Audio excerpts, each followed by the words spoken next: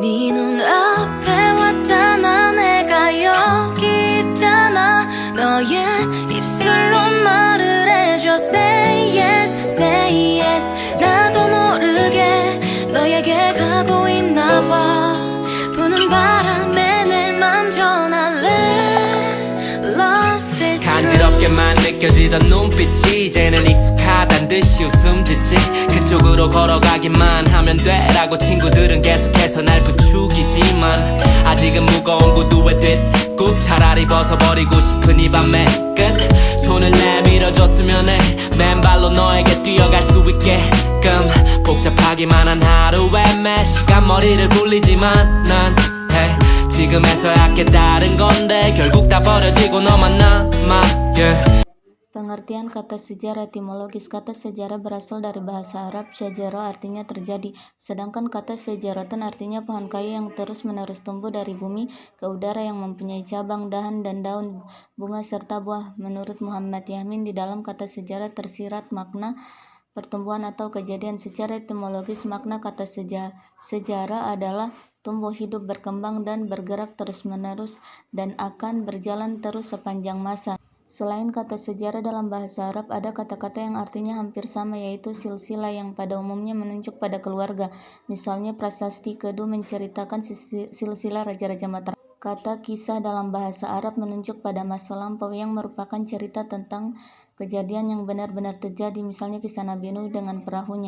Dalam bahasa yang lain, misalnya bahasa Belanda yaitu Geschiedenis dari kata Geschieden yang berarti terjadi. Dalam bahasa Jerman yaitu kata Geschichte dari kata Geschehen yang berarti terjadi. Dalam bahasa Inggris yaitu kata history berasal dari bahasa Yunani historia yang berarti apa yang diketahui karena penyelidikan atau mengandung arti belajar dengan cara bertanya. Menurut Aristoteles, seorang filsuf Yunani, kata historia berarti penilaian secara sistematis mengenai seperangkat gejala alam tanpa mempersoalkan susunan kronologisnya. Sejarah dalam arti negatif. Yang pertama, sejarah itu bukan mitos, sama-sama menceritakan masa lampau. Sejarah berbeda dengan mitos. Mitos menceritakan masa lampau dengan waktu yang tidak jelas dan kejadian yang tidak masuk akal di masa sekarang. Yang kedua, sejarah bukan filsafat. Filsafat itu abstrak. Dalam bahasa Latin, abstractus berarti pikiran, dan spekulatif bahasa Latin speculation berarti gambaran, angan-angan. Dalam arti filsafat hanya berurusan dengan pikiran umum. Yang ketiga, sejarah bukan ilmu alam. Sejarah sering dimasukkan dalam ilmu manusia, human studies, yang kemudian dibagi menjadi dua, yaitu ilmu-ilmu sosial, social science, dan ilmu-ilmu kemanusiaan, humanities. Yang keempat, sejarah itu bukan sastra. Perbedaan sejarah dan sastra paling tidak ada 4 hal, yaitu kerja, kebenaran, hasil, keseluruhan, dan kesimpulan dari cara kerja. Sejarah dalam arti positif. Yang pertama, sejarah adalah ilmu tentang manusia. Sejarah membicarakan manusia tetapi bukan cerita tentang masa lampau manusia secara keseluruhan. Yang kedua, sejarah adalah ilmu tentang sesuatu yang mempunyai makna sosial. Tidak semua peristiwa penting untuk perkembangan dan perubahan masyarakat. Yang ketiga, sejarah adalah ilmu tentang sesuatu yang tertentu, satu-satunya dan terencana. Sejarah adalah sejarah tertentu, partikular, atau bahasa Latin particularis berarti tertentu. Lawan dari generalis berarti umum. Selanjutnya, sejarah adalah ilmu yang unik mengenai satu-satunya. Bahasa Latin unicus berarti satu-satunya. Oleh karena itu, sejarah menulis peristiwa yang terkait dengan tempat dan waktu yang hanya terjadi sekali. Yang keempat, sejarah adalah ilmu tentang waktu. Sejarah membicarakan masyarakat dari segi waktu. B. Guna sejarah. Menurut Kontowijoyo, setidaknya guna sejarah dapat dibedakan menjadi dua, yaitu guna intrinsik dan guna ekstrinsik. Yang guna intrinsik terdiri atas sejarah sebagai ilmu. Sejarah adalah ilmu yang terbuka, artinya siapa saja dapat mengaku sebagai sejarawan secara sah asal hasilnya dapat dipertanggungjawabkan sebagai ilmu. Yang kedua, sejarah sebagai cara mengetahui masa lampau bersama dengan mitos. Sejarah adalah cara untuk mengetahui masa lampau bangsa yang belum mengenal tulisan mengandalkan mitos, dan bangsa yang sudah mengenal tulisan biasanya mengendalikan sejarah. Paling tidak ada dua sikap setelah orang mengetahui masa lampaunya, yaitu melestarikan masa lampau karena menganggap masa lampau itu penuh makna, atau orang itu menolak. Kemudian, sejarah sebagai pernyataan pendapat. Banyak penulis sejarah yang menggunakan ilmunya untuk menyatakan pendapat. Misalnya di Amerika Serikat ada dua aliran yang sama-sama menggunakan sejarah untuk menyatakan pendapat, yaitu konsensus dan konflik. Disebut konsensus karena mereka berpendapat bahwa dalam masyarakat selalu ada konsensus, dan para sejarawan selalu bersikap konformistis. Sebaliknya disebut konflik karena menekankan seolah-olah dalam masyarakat selalu terjadi pertentangan dan menganjurkan supaya orang bersikap kritis dalam berpikir tentang sejarah. Misalnya, Perang Saudara di Amerika adalah persekongkolan kaum industrialis dengan kaum politisi. Yang kedua, guna ekstrinsik. Dilihat dari kegunaan sejarah secara ekstrinsik, maka sejarah secara umum mempunyai fungsi pendidikan. Di antaranya adalah A. Pendidikan moral.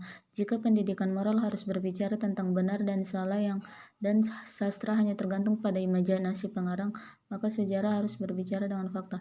Fakta sangat penting dalam sejarah. Tanpa fakta tidak boleh bersuara. Misalnya, benarkah secara histori bahwa semua bupati sebagai bangsa terjajah itu baik? Sebaliknya, benarkah semua residen sebagai penjajah itu buruk perlakuannya terhadap pribumi? Jawaban itu harus dilengkapi dengan fakta. Sejarah sebagai pendidikan perubahan. Pendidikan perubahan diperlukan oleh para politisi, ormas-ormas, usaha-usaha, bahkan pribadi-pribadi. Dalam era global sekarang ini tidak ada yang lebih cepat daripada perubahan. Misalnya kaum politisi yang tidak dapat mengantisipasi gelagat perubahan akan ketinggalan. Untuk dapat melestarikan kepemimpinan perlu diketahui perubahan apa yang sedang dialami oleh para pengikutnya. Salah satu definisi sejarah adalah ilmu tentang perubahan akan banyak membantu. Sejarah bisa relevan dengan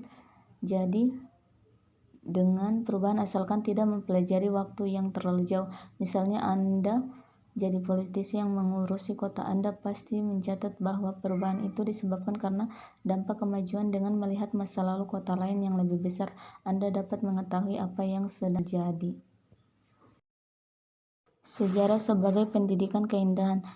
Coba Anda bayangkan bahwa Anda adalah serdadu-serdadu Belanda di Benteng Makassar atau Jakarta waktu masih bernama Batavia, atau Anda sedang berkunjung ke monumen pertempuran. Betapa sulitnya melawan peluru dengan bambu runcing. Bagaimana perasaan Anda jika sedang membaca buku tentang perang di Ponorogo, Perang Paderi, dan Perang Aceh? Dengan sejarah mengajarkan itu semua, Anda diminta untuk membuka hati dan perasaan. Pengalaman estetik akan datang melalui mata waktu kita, antara lain datang ke monumen, candi, istana, dan membaca. C. Tugas sejarah berkaitan dengan waktu. Para sejarawan sepakat bahwa ilmu sejarah bertugas membuka peristiwa ke masa lampau atau waktu yang lalu umat manusia, memaparkan kehidupan manusia dalam berbagai aspek kehidupannya, dan mengikuti perkembangannya dari masa yang paling tua hingga masa kini. Tugas sejarah membuka masa lampau umat manusia mengandung pengertian bahwa sejarah meneliti dan mengkaji peristiwa-peristiwa di dalam masyarakat manusia yang terjadi di masa lampau. Peristiwa pada masyarakat manusia dan masa lampau atau waktu yang lalu adalah sesuatu yang penting dalam definisi sejarah. Peristiwa yang tidak memiliki hubungan dengan kehidupan masyarakat manusia pada masa lampau bukanlah suatu peristiwa sejarah. Demikian pula dengan adanya peristiwa yang terjadi di masa sekarang belum menjadi sejarah. Dengan demikian konsep waktu menjadi sangat penting. D. Perubahan sosial budaya. 1. Pengertian perubahan sosial budaya. Dalam konteks kehidupan manusia sebagai makhluk sosial dikenal dua macam perubahan, yaitu perubahan sosial, social change, dan perubahan kebudayaan, culture change. Membicarakan perubahan sosial tidak dapat dipisahkan dari pembicaraan perubahan budaya. Perubahan sosial dan perubahan budaya dapat dipisahkan untuk keperluan teori, tetapi dalam kehidupan nyata atau dalam kehidupan sehari-hari sangat sukar untuk dibedakan dengan tegas antara perubahan sosial dengan perubahan kebudayaan. Kebudayaan dihasilkan oleh masyarakat dan tidak ada masyarakat yang tanpa kebudayaan. Dengan kata lain, budaya ada karena ada masyarakat dan masyarakat tidak mungkin tanpa budaya. Kebudayaan dihasilkan oleh masyarakat dan tidak ada masyarakat yang tanpa kebudayaan. Dengan kata lain, budaya ada karena ada masyarakat dan masyarakat tidak mungkin tanpa budaya. Perbedaan pengertian antara perubahan sosial dan perubahan budaya terletak pada pengertian masyarakat dan budaya yang diberikan. Tetapi pada umumnya perubahan budaya menekankan pada sistem nilai, sedangkan perubahan sosial pada sistem pelembagaan yang mengatur tingkah laku anggota masyarakat. Perubahan masyarakat pertanian tradisional ke arah masyarakat industri modern ditandai adanya perubahan-perubahan dalam sistem nilai masyarakat industri. Misalnya lebih banyak berorientasi pada nilai-nilai rasional, komersial daripada masyarakat pertanian. Konsep kebudayaan. Manusia lahir dan hidup di dalam suatu kebudayaan tertentu. Ia tidak dilengkapi dengan sarana biologis yang serba otomatis menjadi miliknya. Tumbuhan dan hewan hidup hanya berjalan mengalir begitu saja. Hidup tumbuhan dan hewan tidak mengangkat diri dan hidupnya ke tingkat yang lebih tinggi. Lain halnya dengan manusia, dia tidak hanya hidup tetapi juga subjek yang sadar diri. Hidup manusia tidak hanya berjalan tetapi dia mengerti, menguasai dan turut campur tangan terhadap lingkungannya. Dengan demikian, manusia mengangkat hidupnya ke tingkat human level insani. Hidup insani bukan hanya alam yang berjalan tetapi alam yang dibudayakan. Kebudayaan adalah ciptaan manusia, tetapi kebudayaan menguasai kehidupan manusia. Manusia dan kebudayaan bagaikan uang yang mempunyai dua sisi tidak dapat dipisahkan, dan kebudayaan inilah yang membedakan makhluk manusia dengan tumbuhan dan hewan.